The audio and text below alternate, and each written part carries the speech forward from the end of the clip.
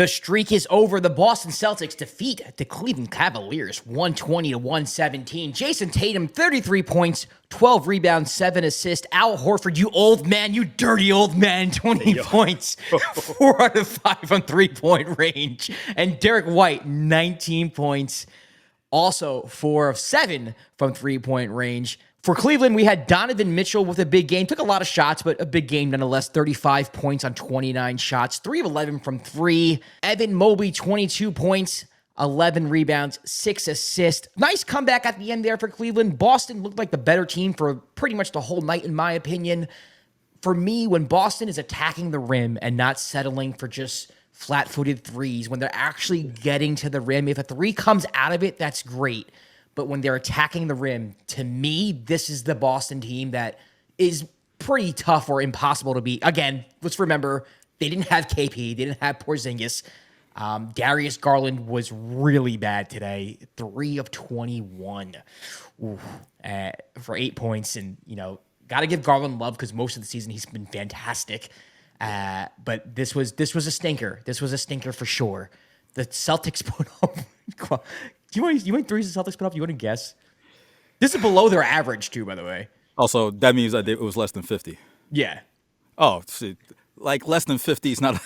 Yeah, it's not like a mind-blowing stuff, but still reading it, it's just like, geez, they went 22 for 41. 53.7%. It's not the amount of threes that they took. It's the fact that they went 22 for 41, which is just like, it's like, how do you... The Cavs had 10. They had 10 threes. It's like you just 10 out of what? What 10 out of like 29? 29, which is like decent. It's okay. Yeah, it's not bad. Like good job. Like But my God, dude, like it's just how do you beat that? I mean, it's tough, man. I thought I thought Evan Mobley played well. I thought Jared Allen played really well. Honestly, I think mostly everybody in this game, with the exception of Darius Garland, played well. The Cavs are good, man. The Cavs are going to be around for a while. I really don't have much to say outside of the fact that I was really watching Boston today, just seeing how they would respond to the fact that, you had a Cleveland Cavaliers team that's undefeated, a team that people are saying this is your biggest threat in the East. And again, without Porzingis, they come into your building and you should have beat them more handily, but, stave off a comeback and win. Kwab, what are your initial thoughts on the game? Well, starting off with Boston.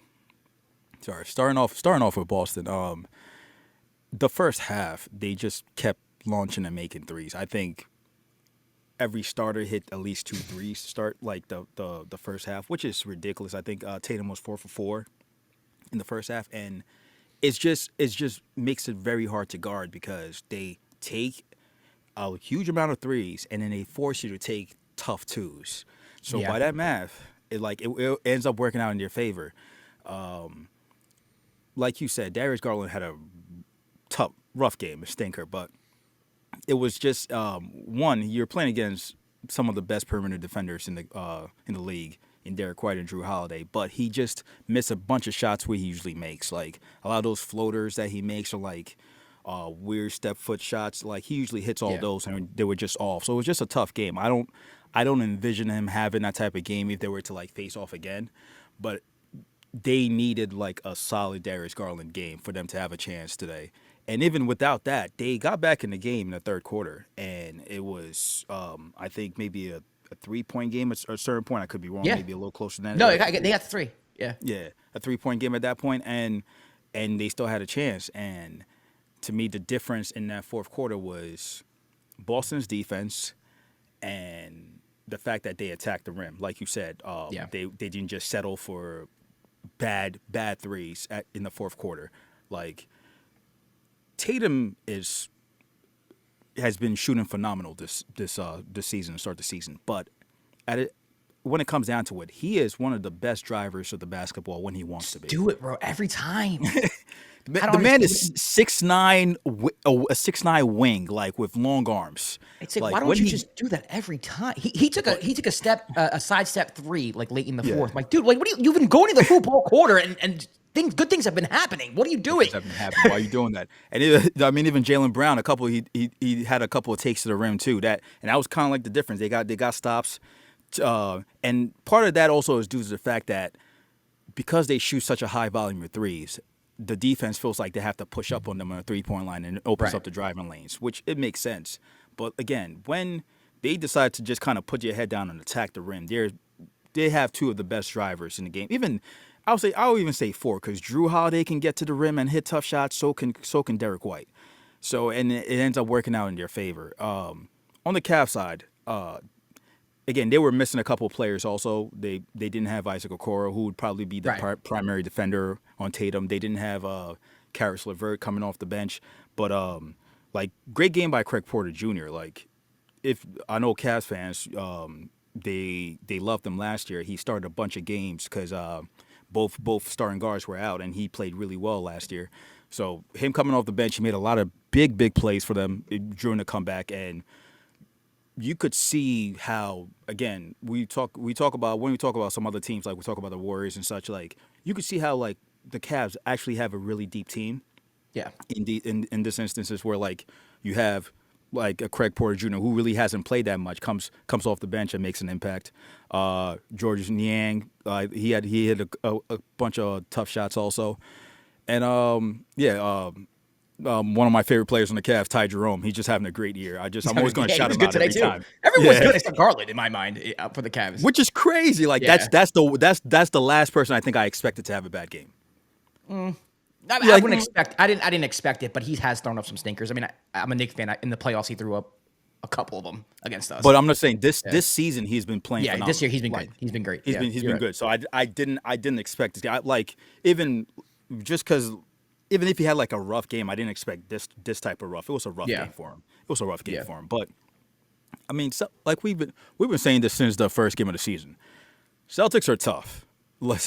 Especially when they're shooting like this. It's like, what do you do? Like, what do you do? Like, and most teams, credit to the Cavs, because most teams it would have gone away from them. Like if the lead would just kept going up, and you're like, well, we're down by 30, it's a wrap. But Cavs made a great comeback, and it was a fun game to watch in the fourth. Yeah, it was a good game. I mean, if you're a Cavs fan, you won 15 straight to start the season. You have nothing to be mad about. Lost to the team that won the championship, nothing to be mad about. Again, like you said, LeVert was out. Strus is still out. You had players missing this game, so it's not like this was you at full strength. You weren't at full strength, and you went on the road in an environment that was in-season tournament, so there's a little bit on the line here.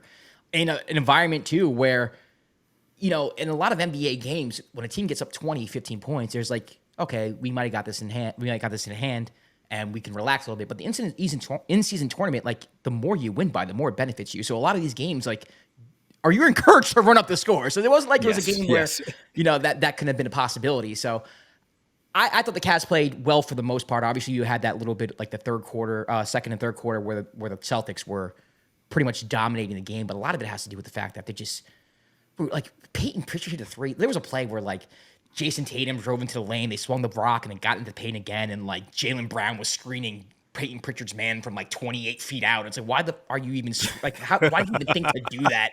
And Pritchard hit the three. They went up 7. Like it was just like Derek White too. By the way, who I always liked, but it's funny because I never looked at him in the light of like a star. But it's like this guy actually might be on another level than just kind of like a really good role player. Like he was on the Olympics.